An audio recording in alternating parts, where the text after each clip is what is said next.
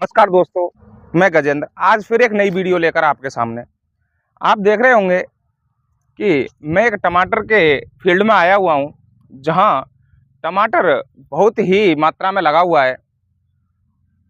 और आज मैं भरतपुर जिले की रूपबास तहसील के एक छोटे से गांव नंगला जंगी में आया हुआ हूं, जहां किसान ने टमाटर की फसल लगभग 1 से 1.5 बीघा क्षेत्र में लगाई हुई है।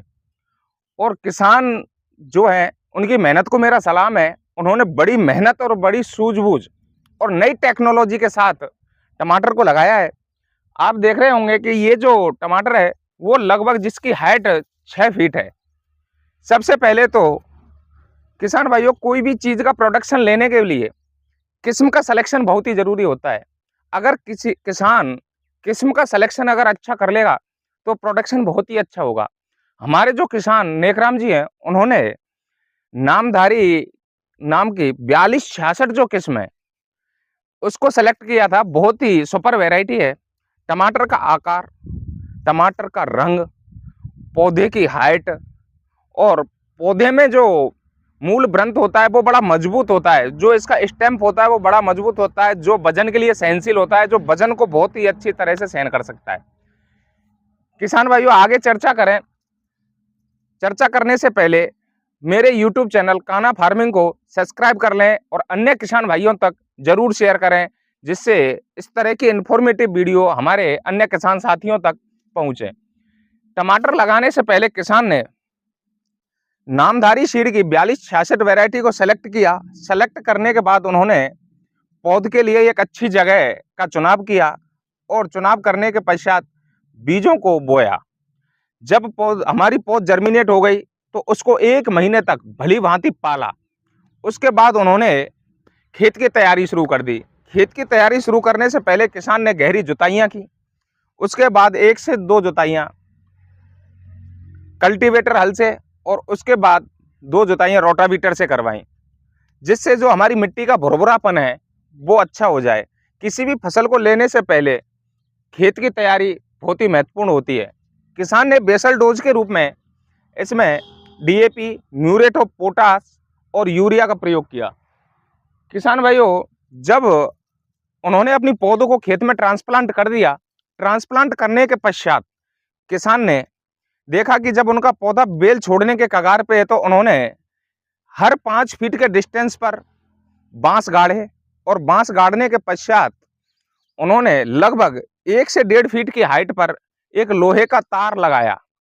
उसके बाद 1 से 1.5 फीट की और हाइट पर, जिसकी हाइट लगभग 4 फीट हो जाती है, फिर एक और तार लगाया, जिससे जो हमारे बांस हैं उनको मजबूती मिली, जिससे वो इधर से उधर ना गिरे। दूसरा, जब उन्होंने हमारे पौधे ने बेल छोड़ना शुरू किया, तो उन्होंने सूतली का सहारा देकर फर्स्ट जो तार लगाया हुआ था, इस तार से बांधा और बांधने के पश्चात जब बेल और बड़ी हुई, तो उन्होंने दूसरे तार से बांध दी। भाइयों, जब ये प्रक्रिया पूरी हो गई, तो हमारा जो पौधा है उस समय उसमें फ्लावरिंग स्टेज थी और फ्लावरिंग स्टेज पे ही ये सारे कार्य कर दिए गए। उसके बाद फ्रूटिंग चालू हुई। फ्रूटिंग आप देख रहे होंगे कि बहुत ही भारी मात्रा में हुई। गत वर्ष टमाटर का जो भाव था वो बहुत ही अच्छे भाव थे। इस वर्ष उन्हीं भावों का सहारा लेकर किसान ने बहुत ही ज़्यादा मात्रा में और बड़े एरिया में टमाटर की खेती की है। जहां आप देखोगे वहां चारों तरफ टमाटर की खेती दिखाई पड़ती है। तो ऐसे ही हमारे ये किसान नेकराम जी ने भी ऐसा ही किया। उन्होंने लगा के जब पौधों को तैयार किया, तो इस समय जो भाव हैं वो लगभग 5 से 6 रुपए केजी के हैं। किसान ने जो इतना इन्वेस्टमेंट किया, तार लगाए, बांस लगाए, उनका भी खर्चा निकलना मुश्किल हो रहा है। अगर किसान इस फसल को लंबे समय तक टिका के रखता है, तो मेरा मानना यह है कि उनको एक बहुत अच्छे भाव मिल सकते हैं। किसान भाइयों, सबसे पहले इस गर्मी के मौसम में, आज अप्रैल के माह में देखें तो टेम्परेचर लगभग 40 के लगभग है। तो इस 40 के टेम्परेचर पर गर्म हवाएं, लू और इस समय आंधियों का मौसम होता है, तो इन सब से बचाने के लिए हमारे किसान ने चारों तरफ बॉर्डर के रूप में उन्होंने ज्वार की फसल लगाई। और दूसरा, जो ये कैच क्रॉप होती है ग्वार की फसल, कैच क्रॉप का मतलब ये होता है कि जो टमाटर पर इंसेक्ट अटैक करते हैं, वो अटैक करने से पहले ज्वार की फसल में ही रह जाते हैं और उसको खाकर तब तक वो नष्ट हो जाते हैं। टेम्परेचर जब 40 से ऊपर जाएगा तो ज़्यादातर जो इंसेक्ट होते हैं वो टेम्परेचर की मार नहीं झेल पाते और वो स्वतः ही खत्म हो जाते हैं। किसान समय समय पर पानी की व्यवस्था लगभग 3 से 4 दिन के रूटीन पर पानी की सप्लाई कर रहा है, जिससे हमारी जो जमीन है उसमें नमी बनी रहे, टमाटरों की संख्या बरकरार बनी रहे। अभी इसमें फ्लावरिंग स्टेज खत्म हुई है, किसान इसमें स्प्रे करने वाला है। अगर किसान अभी इसमें स्प्रे करता है तो उनका जो फ्लावरिंग है वो दोबारा से सुचारू रूप से चालू हो जाएगी और ये शायद आने वाले महीनों में जो टमाटर के भाव हैं वो दोबारा से आसमान छूने लग जाएं। तो किसान भाइयों, ये जो हमारे किसान हैं, सबसे पहले तो इनके ये जो मेहनत का तरीका है ये बहुत ही प्यारा तरीका है। किसान इस तरह से टेक्नोलॉजी के युग में अगर टेक्नोलॉजी को ही अपनाए तो बहुत बड़ा प्रोडक्शन होता है और प्रोडक्शन अच्छा होगा तो बचत भी अच्छी होगी, क्योंकि किसान एक बार खर्चा करके सालों साल तक टेक्नोलॉजी के युग में जीना चाहता है। तो किसान भाइयों, मेरी सभी किसान भाइयों से राय है कि अब पुराने तरीकों को छोड़कर नई टेक्नोलॉजी के युग में अगर किसान खेती करे तो बहुत ही अच्छा बेनिफिट होगा। अब चर्चा करते हैं टमाटर में कौन कौन से रोग लगते हैं।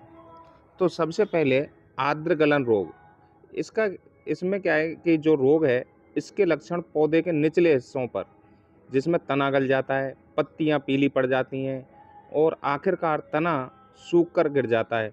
इस रोग के ज़्यादातर लक्षण नर्सरी में ही दिखाई पड़ते हैं जब हमने टमाटर की पौध बोई हुई होती है।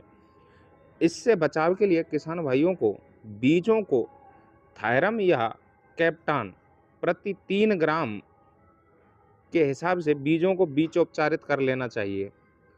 इसका जो सबसे खतरनाक रोग है, जो दूसरा है अगेती झुलसा, इसके जो लक्षण हैं वो फलों पे और पत्तियों पे दिखाई पड़ते हैं। इसमें फलों पर काले कलर के धब्बे, जगह जगह स्पॉट, कई बार तो हमने देखा है कि पूरे जो किसान द्वारा लगाया हुआ क्षेत्र है उसमें जो पूरी फसल है वो भी नष्ट हो जाती है।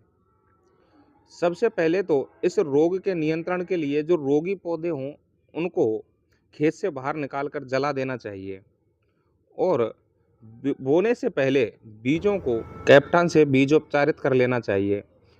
अगर ये रोग खेत में आ भी गया है तो इसके लिए मैंकोजेब 75 WP 2 किलोग्राम प्रति हेक्टेयर की दर से 7 से 10 दिनों के अंतराल पर छिड़काव करते रहना चाहिए।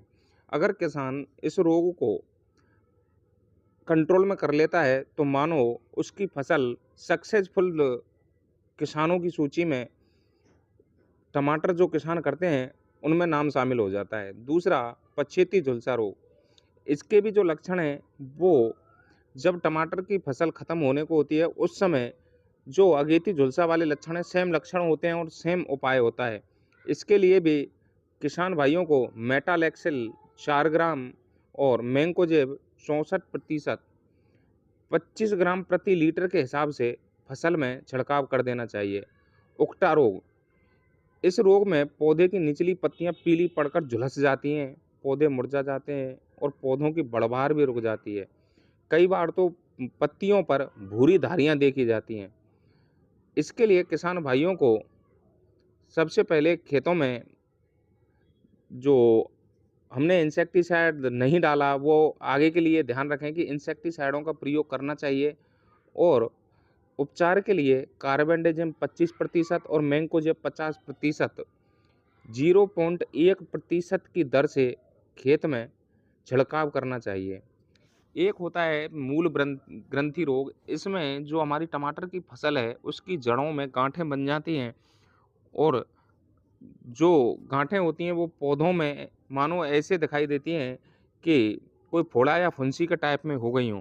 किसान भाइयों, इसकी रोकथाम के लिए किसान भाइयों को पौध को कार्बोसल्फोन में डुबोकर लगाना चाहिए और चारों खेत के चारों तरफ रोग रोधी किस्म या रोग रोधी पौधे जैसे गेंदे की फसल लगानी चाहिए, जिससे हमारी फसल में जो भारी इंसेक्टों का अटैक होता है उनको वो ही फसल रोक लेती है। टमाटर की फसल को सबसे ज़्यादा नुकसान पहुंचाने वाला जो कीट है वो फल मक्खी है।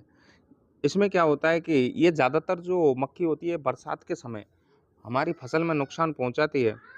तो किसान भाई सबसे पहले फल मक्खी के नियंत्रण के लिए अगर जैविक तरीकों को अपनाता है तो इसके लिए किसान भाइयों को ट्रैप का उपयोग करना चाहिए। और आजकल बाज़ारों में फल मक्खी के नियंत्रण के लिए बहुत सारे प्रोडक्ट उपलब्ध हैं। अगर उनका उपयोग करके भी किसान आराम से इनको कंट्रोल में ला सकता है। ये जो सफ़ेद मक्खी होती है, ये टमाटर की फसल में अपने अंडे रखकर और उसको अंदर से ख़राब कर देती है और बहुत सारे छोटे-छोटे कीड़े उसमें दिखाई पड़ते हैं। फल मक्खी के नियंत्रण के लिए किसान अगर रासायनिक तरीकों का उपयोग करे तो उसके लिए किसान इमिडाक्लोप्रिड का स्प्रे करके आसानी से कंट्रोल में ला सकता है। इसी के साथ दूसरे एक सबसे बड़ी जो बीमारी होती है उसमें लीफ कर्ल वायरस होता है, जो पत्तियों को मोड़ देता है और हमारे पौधे की पैदावार रुक जाती है, फलों का आकार घट जाता है। तो इसके कंट्रोल के लिए हमारे किसान भाई अगर जैविक तरीकों से करना चाहे तो नीम ऑयल का उपयोग करके जो घरेलू स्तर पर जो किसान छोटे-छोटे गमलों में जो टमाटर बोए हुए होते हैं या मिर्चियाँ बोई हुई होती हैं, उनके कंट्रोल के लिए नीम ऑयल का भी प्रयोग कर सकते हैं।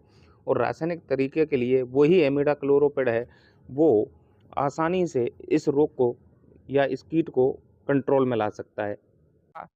तो किसान भाइयों, हमारे यूट्यूब चैनल कान्हा फार्मिंग को सब्सक्राइब करें। धन्यवाद।